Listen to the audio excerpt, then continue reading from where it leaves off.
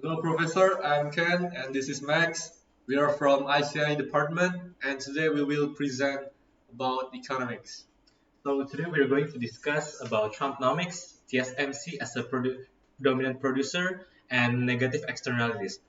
Ken will be explaining about Trumpnomics, and I will be explaining about TSMC, and the last part we'll be explaining together. Yeah, so let's get started. So the first topic is Trumpnomics tariff impact. So what is a tariff? A tariff is a tax imposed by a government on imported goods. Its primary purpose is to raise the price of the foreign products to protect domestic industries or raise government revenue. There is also reciprocal tariff. In the context of Trumpnomics and the America First policy, a reciprocal tariff is a retaliatory measure. If a trading partner maintains high tariffs on US goods, the US imposes matching tariffs on the partner's goods to level the playing field. This is the example of the trade between United States and Taiwan. If the United States places a 25% tariff on Taiwanese semiconductors, Taiwan might implement a countermeasure by placing a similar tariff on US, like the agricultural products or machinery. So, what is the difference between tariff and quotas? A tariff controls the price of imports, letting the market determine quantity, whereas the quota strictly limits the quantity of the imports alone. A government might prefer a quota when it wants to guarantee a specific limit on foreign goods, regardless of price fluctuations or exchange rates. Tariffs generate government revenues but not quotas. This is the example of USA import market. As you can see, when the United States imposes a tariff, the price of Taiwanese goods in the US rises. As the result, domestic price increases, import quantity decreases, connecting with the law of demand. As for the domestic production, the US domestic producers increase production because they can now sell at a higher price. And this is the example of Taiwan export market. We can see that the US tariff acts as a decrease in the demand for Taiwanese exports. So the result is Taiwanese exporters might have to lower their price to keep selling, or they sell less at the new high price. And so the quantity of the equilibrium of exports falls significantly. So this is the welfare effect. For the exporter, Taiwan, the producer lose surplus. They sell less volume and potentially at the lower margins. Overall welfare declines due to loss of export revenue and production efficiency. And as for the importer in the States, the consumer lose surplus, pay higher prices, consume less. So the producer gains surplus, protected from competition, government gains tariff revenue, the net effect is generally negative. The loss of consumer usually exceeds the gains to producers and the government, creating a deadweight loss. And that's all for our Trigonometrics topics. Max will present the next topics.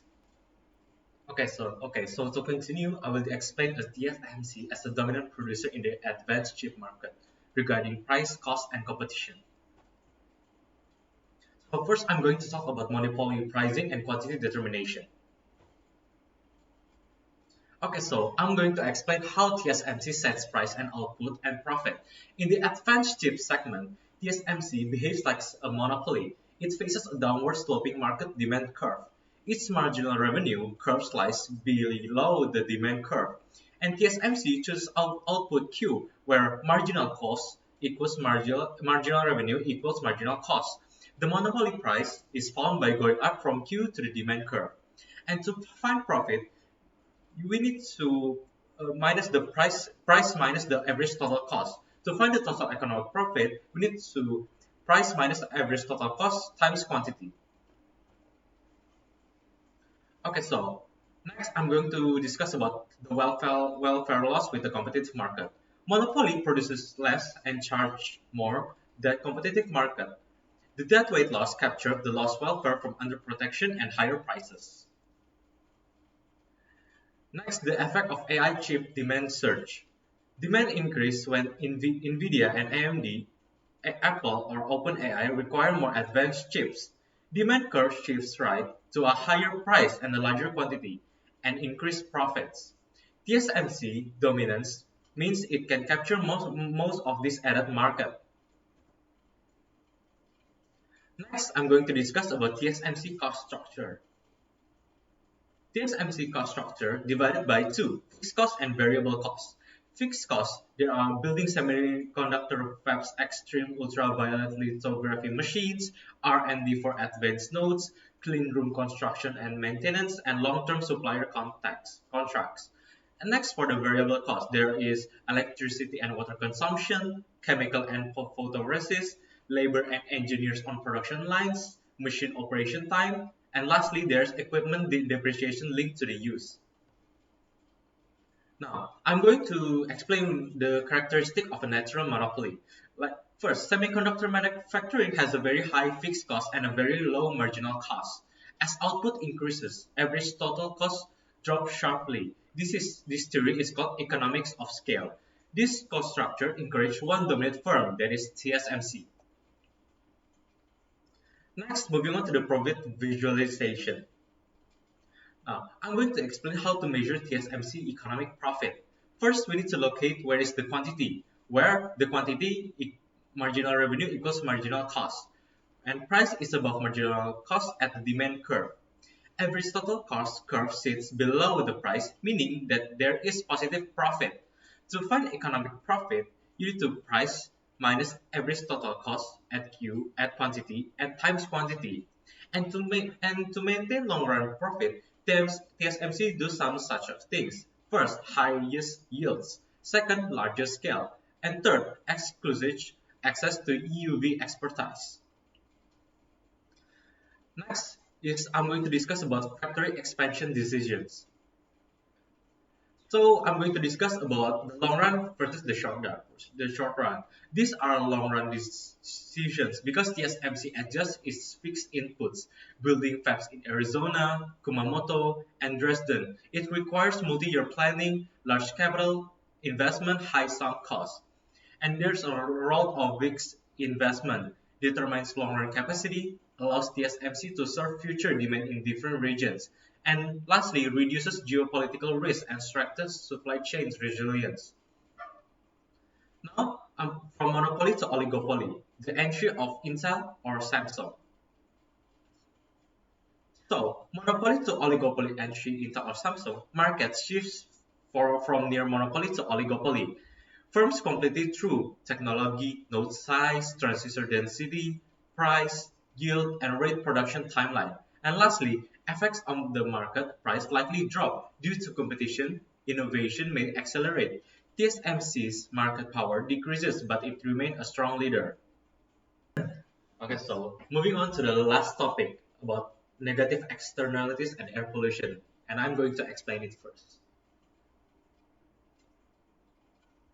So the last topic is air pollution and negative externalities, why the market fails and how to fix it.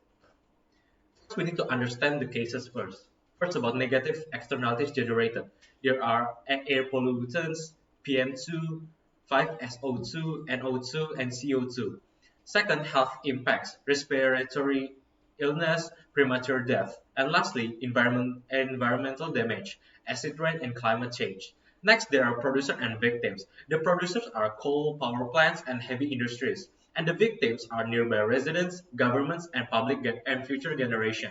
Lastly, why it leads to market failure? Because firms only consider marginal private costs. They ignore all of the marginal external costs. True cost equals to marginal social cost. MSC equals to MPC plus MEC. Market produces too much pollution at a low price. Now, moving on to the graphical analysis. Why the market overproduces pollution? Without intervention, firms ignore external costs. Pollution is free to them who overproduction. And the deadweight loss is a triangle between MSC and MPC from Q social to Q market, represents lost social welfare. And the winner is the firms because of the higher output and the consumer lower prices. The loser is society, like health and environmental causes. It is inefficiency because deadweight loss shows that the cost of the society exceeds the private gains. Now, Ken are going to explain the rest. So, how are we going to solve this problem? As from the market-based solution, we can imply a tax per unit equals to marginal external cost. This will shift MPC upwards to align with MSC and firms internalize externality, reduce output to Q social. And we can setting the tax rate. Optimal tax equals to MEC at Q social. If it's too low, pollution remains. If it's too high, underproduction. So for the graphical effect, new supply curve is MPC plus tax. New equilibrium is MSE equal to MPB. So the deterrent loss is eliminated. And the other examples we can apply for the emission limits, mandatory pollution control technology, and industrial zoning. For the pros, it has a clear standards, immediate impact, but for the cons, it's inflexible, high compliance and enforcement costs, and not cost effective for all firms. So, as we look for the real world example for Taiwan pollution fees, factories pay fees based on emission of SO2, NOx, and particulates. And it's efficient because it helps to reduce major pollutants and encourage cleaner technologies. However, there are also challenges like monitoring accuracy, industry resistance, and regional disparities in enforcement. So, if you look at the extending thinking externalities, international externality problem are air pollution and CO2 emissions cross borders. One country's pollution harms others, creates a global free rider problem. International cooperation, carbon markets cap and trade, climate agreements, these create a global price for emissions and aligned incentives. For the challenges, coordination across countries, fairness between developed and developing nations, enforcement and accountability. So that's all for our presentation. We hope Professor like it and will give us a good score.